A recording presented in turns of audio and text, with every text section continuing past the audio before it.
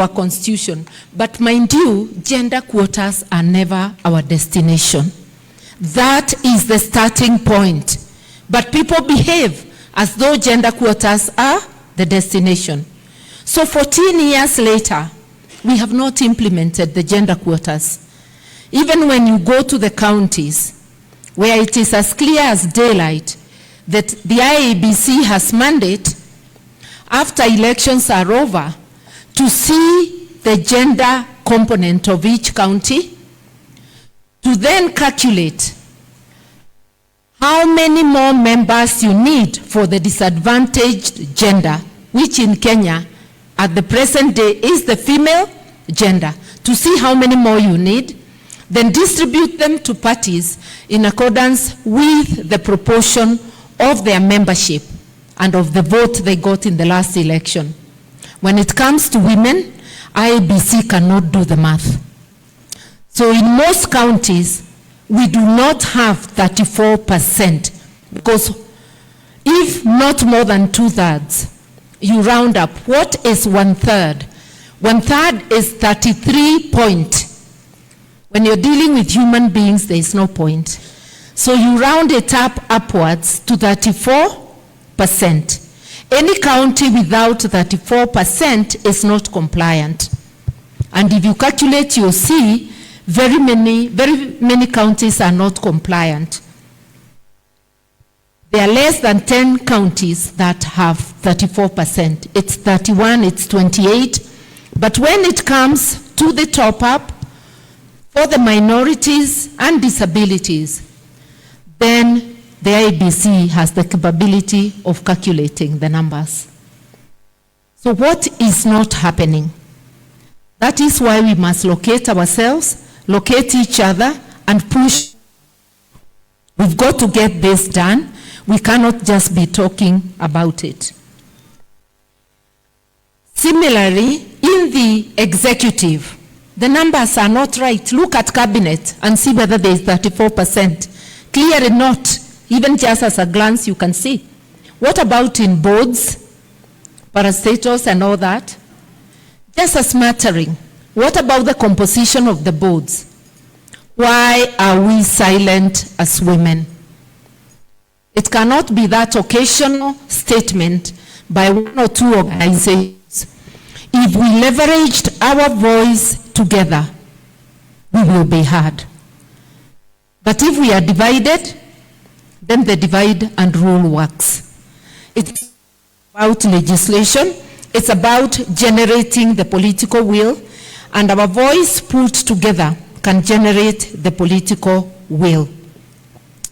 Elizabeth gave us statistics in the US. I'll tell you that in Kenya, women form only 26% of board members. Only 9% of board chair roles. And that is definitely below. If you go to the workplace, in parliament, women are 23%. Way below the global average of 25. And we don't want to be on the global average. We have a constitution that gives us the starting point. We want 34%. And then we can march toward parity, which is 50-50. If you go to the workplace, a research done on 60 top companies in Kenya by Equilib found that only 12% top positions, CEOs, are held by women. Although it found that women in the workforce are 43%. If you're 43% in the workforce, what is so difficult about 34%? The Constitution does not exempt the private and the public sector. It doesn't distinguish. Article 27 just says not more than 2/3 of elective and appointive positions should be with the same gender. So, thank you. I hope, is this any better? Yes. Okay. So this is what we must be looking looking out for? Who will look out if it's not you and me? We are not asking for more than we should have. We are here to demand, because settling for less has never been our option. It's about reshaping Kenya into a land where every woman, from the farmer in Kirinyaga to the businesswoman in Nairobi, can rise, thrive, and lead without fear of discrimination. We are not just beneficiaries of the sacrifices of the past. We are, you are the architects of the future. And when we see ourselves as the architects of the future, then we know our work is cut out for us. A future where women like Eunice Muringo Kiereine, the first African nursing chief officer, and the captains of industry here today continue to break barriers, build legacies, and inspire the next generation. I had hoped Eunice would be here with us today. She was not able to make it, her apologies, but we want to remember, we can't remember all of them because there are too many to mention, but we want us to remember that before us, women broke barriers and women covered the very first milestones of our Gen Z women, from the entrepreneurial spirit that drives our economy, to the Gen Z leaders who took to the streets demanding accountability and transparency and justice. All these young women remind us that the revolution is ongoing and we must stand with them shoulder to shoulder to demand more. And that's why I'm very pleased that we were reminded of this young lady, Wanjira Wanjiru, telling the police, I will not cooperate. Asserting herself that the police actually had to walk off. They had the option of dragging her into the vehicle, but they got embarrassed and they walked off. Such is the strength of your voice, my voice, our voice together. And we must always remember that. In many countries, cultural barriers, discriminatory practices, violence against women, both in the private and in politics, remain significant hurdles. Normalization of discriminatory practices has led to bypassing of women in promotion at the workplace, in leadership positions. And I want you to remember, promotion is not just a workplace where, the normal workplace. It's also in politics. Men can easily get to chair parties, not women. Men can easily get to chair parties, not women. It's very few parties that push women to the top. The ODM recently pushed Gladys Wanga to be chair, and Millie Odhiambo, whom we expect here today to be the chief whip. That is a past is encouragement. We are encouraging parties. When I became chair of NEP Kenya, there are colleagues who left because elderly ones, at least I remember one who told another that no, this is wrong, and he left. Because in his world, it did not exist. What if women joined hands behind women's leadership, right from the MCA in your ward, to the MP, to the governor? We would see the change we want. It's the time we stopped waiting only for legislative and policy measures. Let us ask ourselves, what can we do together to change this? One of it is, if you are in a corporation, locate her and hold her hand. If you are in any situation that you can push other women up, whether in politics, whether in social organizations, let us be each other's keeper. Let us locate each other and improve our showing in society. We've already said why it is critical that we be there. And Elizabeth has captured a study in the US that women-led companies tend to do better than male-led ones.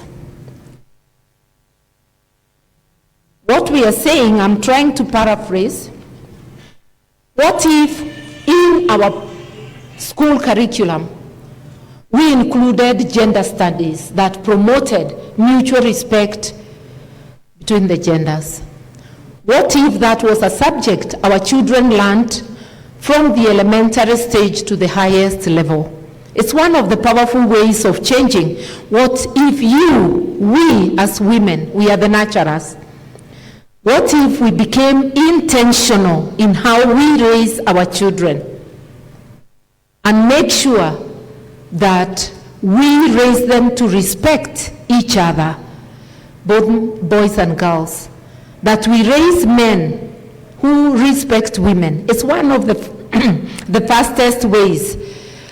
In other words, what I'm trying to say, we also have not played our role completely. We are scratching the surface. We need to look at what more we can do without asking for help. We will ask for help, we will press, but there are things we can do also to improve the situation. Let us redefine what leadership looks like in Kenya. Let us together recalibrate the political culture of extraction. Look at what is happening. That we are overtaxed and the service delivery is below par. Look at the issues of accountability. It looks like we are beginning to go back to our comfort zone after the Gen Z protests. We have forgotten that accountability is still a big issue. Why would a police officer be summoned to court and fail to appear 6 times? And why would the court continue taking pleas? They should be returned to the police station to flood the police stations until the police can respect the authority of the courts. We must look at every institution, every arm of government, every space to see whether there is accountability. And do not fear, asking for accountability can be done in many ways. It's not only going to the streets, that's just one of them. We can also down our tools wherever we are and say there will not be productivity for the next 2 days. If we are 43% of the workforce, that would be significant.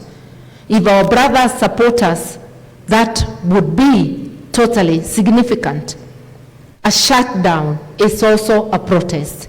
Let us not fear. We know we are living in an era where human life has been trivialized. The sanctity of the human body has been trivialized. When you have close to 1,000 seriously injured in peaceful protests, when you have people still being abducted today and the police refusing to obey court orders, you know we are not in a good place. It will take some engineering, some architecture for now and the future for us to get out of where we are, even to improve our lot as women. Let's get it together and do what we can. We owe it to ourselves as women. We owe it to those who are before us, the warriors, the freedom fighters, the leaders. And we owe it to the future generations to be relentless in our pursuit for a better and more inclusive Kenya.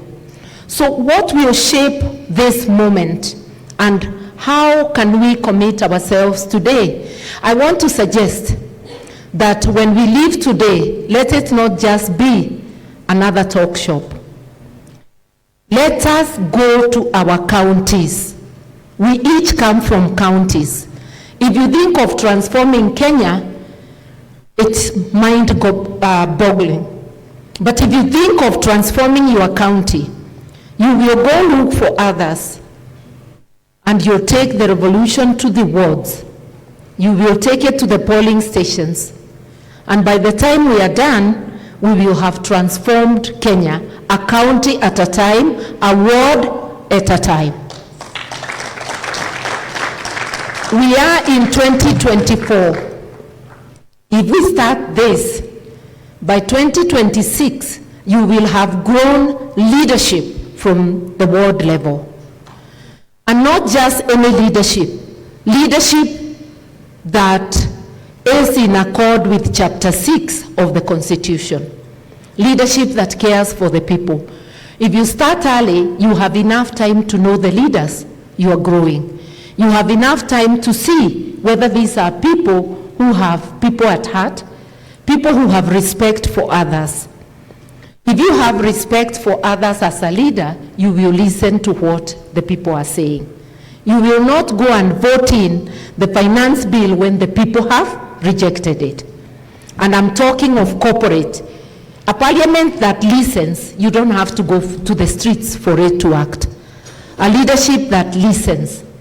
And most of all, leaders who listen do not run away from their constituents, because that's happening in so many places. I want to praise the leadership of women and say, women rarely run away from their constituents. Even when they are being told off, women will sit and listen. And I want to urge the women present here to continue doing what they do, listening and working for the people. That way, we will increase women's leadership. Let us look out for each other in business. Sometimes you just support somebody with an idea, not even money. Sometimes just showing them where to look. And if you can support them with money, why not? Any way you can support, let's support each other. In all the spaces, let us support each other. Honorable Mushomba, you are coming in when I have Karibu. I've just been praising women's leadership, and I am glad you are one of those delivering. And I am saying if this can be magnified and multiplied, we will be there. Let us encourage and mentor young women in education. Let us take steps to launch a Women for Women mentorship initiatives. And this can be again county-based, because if we do it nationally, when shall we be able to go to 47 counties? But imagine if you are based in your county, you can visit virtually every girls' school. You can visit every school if you wish, because we've also got to mentor our sons to become gender sensitive and to be value-based leaders. And by the way, you mentor people even of different genders and age. Mentorship is not just sitting together across the table. It's seeing what you do, not what you say. If you say one thing and do another, you don't mentor, you confuse. So I want to tell our women leaders present here, you are mentoring more than you ever meet, and to step it up so that you even mentor more.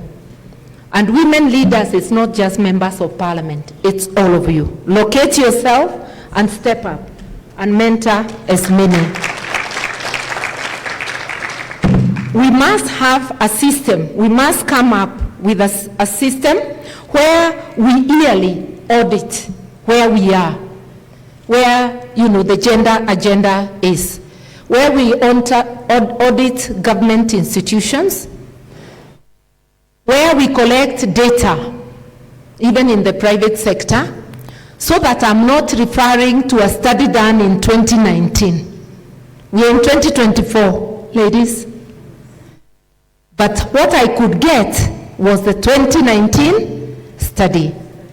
We need gender disaggregated data to be able to show us even the wage gap between men and women for similar jobs. Because even in the wage sector, we are earning less for the same jobs as men. I am not giving a full prescription of what we should do, but I'm saying let this be a movement of women and males, he for she, so that we see what we can do with our voices together to transform the landscape.